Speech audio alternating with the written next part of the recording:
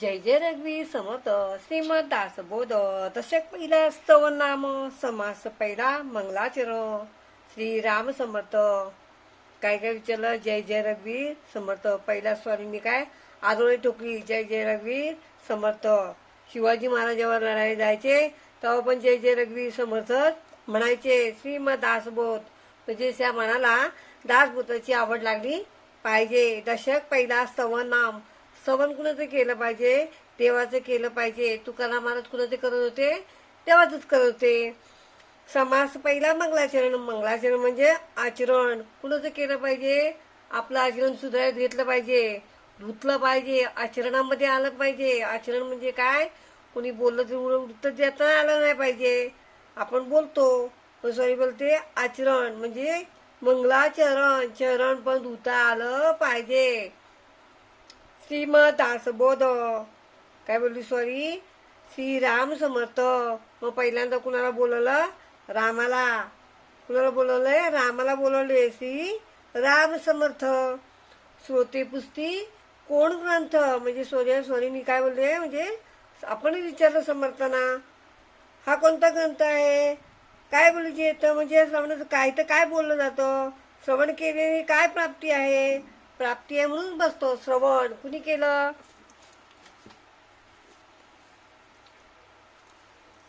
श्रवणाला कोण बसला? आपणच बसतो. श्रवण केल्याशिवाय प्राप्ती काहीच नाही. नुसतं ऐकलं हे नाही. श्रवण म्हणजे मनापासून केलं पाहिजे, मनात उतरलं पाहिजे. ह्याला श्रवण बोलतात. नुसतं घेतलं आणि भगाड केलं हे नाही. ह्या कारण ऐकलं त्या कारण सोडून दिलं. श्रवण केलं पाहिजे. श्रवण केल्याने प्राप्ती. केलं तरच मिळणार, नाही तर नाही. नुसतं ऐकलं आणि सोडलं नाही. श्रवण केल्याने प्राप्ती. श्रवण कुणी केलं? दशरथ राजाने चुकीचं श्रवण केलं म्हणून त्याला भोग भोगायला लागले ना. श्रवण कसं केलं? बाण सोडला कसा? त्याला वाटलं वाघ आला, पाणी पियाला वाघ आला. पण कोण गेलं?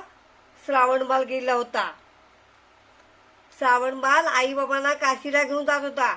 तर पाणी आणायला गेला. त्या बुडबुडीच्या पाण्याचा आवाज, हंड्याच्या बुडबुड्यात पाणी भरत होतं. त्या बुडबुडीच्या आवाजावर त्यांनी पान सोडला. श्रवण कसं चुकीचं केलं? त्याला वाटलं वाघ पाणी पितोय, पण त्या श्रावण बाळाच्या छातीवरती बाण सोडला.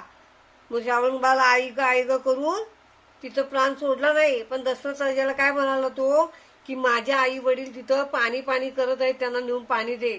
पण त्यांनी पाणी घेतलं का? नाही. आमचं बाळ कुठे आहे? आमचं बाळ बोलत का नाही?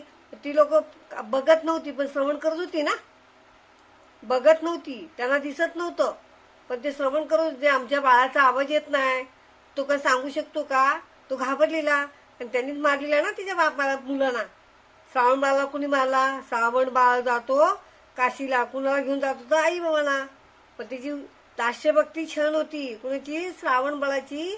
आई वडिलांवरती दास्यभक्ती छान होती म्हणून तो आई वडिलांना घेऊन जात होता. त्याच्यामुळेच दशरथ राजाला शाप मिळाला. तू पण मुला वाचून तडफडत राहशील, तुला पण मूल भेळ होतील, पण त्याच्या वाचून तडफडत राहतील. पण तो तसं झालं का? झालं. कसं झालं? त्यांनी श्रवण उलट केलं होतं की नाही? त्यांनी वाघाला मारायच्या ऐवजी कुणाला मारला? श्रावण बाळाला मारलं. मग श्रवण केल्याने प्राप्ती आहे.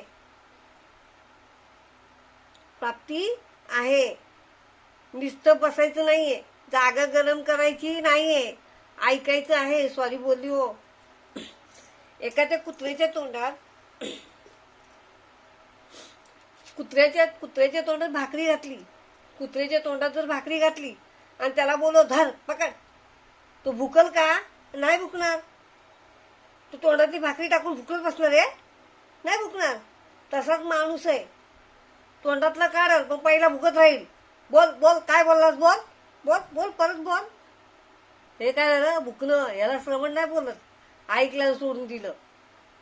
श्रवण अंतरी उतरलं पाहिजे. सॉरी बोलते. श्रवण केल्याने प्राप्ती आहे म्हणूनच माणूस श्रवण करतं. असं तसं श्रवण नाही. ग्रंथा नाम दासबोध. सॉरी बोलली. ह्या ग्रंथाला नाव दासबोध का गेलं? ग्रंथा नाम दासबोध. गुरु शिष्यांचा संवाद म्हणजे सॉरी बोलली. ग्रंथा नाम म्हणजे ह्या ग्रंथाला नाव, या ग्रंथाला नाव दासबोध दिलंय, पण ह्याला नाव पण उत्तम दिलेलं आहे. सॉरी काय बोलते, जेव्हा आपण आईच्या उदरातनं येतो, जेव्हा आपल्या आईच्या उदरातनं येतो तेव्हा आपलं नाव नसतं. 12 दिवसांनी आपलं नाव देतात, 12वं करतात आणि 12 दिवसांनी पण मेल्यानंतर पण 12वं करतात. 12 दिवसांनी बारशात, मेल्यानंतर बारसं. म्हणजे ग्रंथानाम दासबोध, गुरु शिष्यांचा संवाद. आता संवाद कुणाशी केला पाहिजे? लोकांशी नाही, सॉरी बोलली अंतरीत बोलत राहा, सॉरीशीच बोलत राहा. हे करू का समर्थन, ते करू का समर्थन, पडली समर्थन, पडली समर्थन, मला हे करा, मला ते करा, माझं हे चुकलं, माझं ते चुकलं. सॉरीशीच बोलत राहिलं पाहिजे. संवाद कुणाशी करायचा आहे? समर्थांशी. अंतरी आहे सॉरी, सॉरी बाहेर नाही, सॉरी आंतरीच आहे. म्हणून संवाद करतो, म्हणून सॉरी आतमध्ये बोलते ना. आतमध्ये बोललं पाहिजे, सॉरी जवळ आतमध्ये बोलायचं आपल्याला, बाहेर नाही. लोकांशी संवाद करून काय फायदा? ते आपलं उन्हा काढणार. पण सॉरीशी बोलल्यानंतर सॉरीशी दुःख कुणाशी सांगायचंय? समर्थांशी. समर्थ हे दुखतं माझं, ते दुखतं. आपल्याला कुणाशी जर घरातल्यांशी आपण सदा रड, आपलं काय असतं, दुखत असलं ना, तुझं नेहमी दुखतंय, तशी सॉरी बोलत नाही. दुखू दे, मी आहे. आपल्याला कोण सावरत असतं? सॉरी. आपण बोललो तर सॉरी आपल्याशी बोलते, आपण नाही बोललो तर सॉरी कशाला आपल्याला बोलणारच नाही. दुखत असलं तर सॉरी आपल्याला सामर्थ्य पुरवत असते. सॉरीशी काय बोलायचंय? ती दुखतंय ना, त्याला पण सामर्थ्य तुम्ही पुरवा. ह्या दुःखामध्ये पण उभारण्याची सामर्थ्य तुम्ही मला द्या.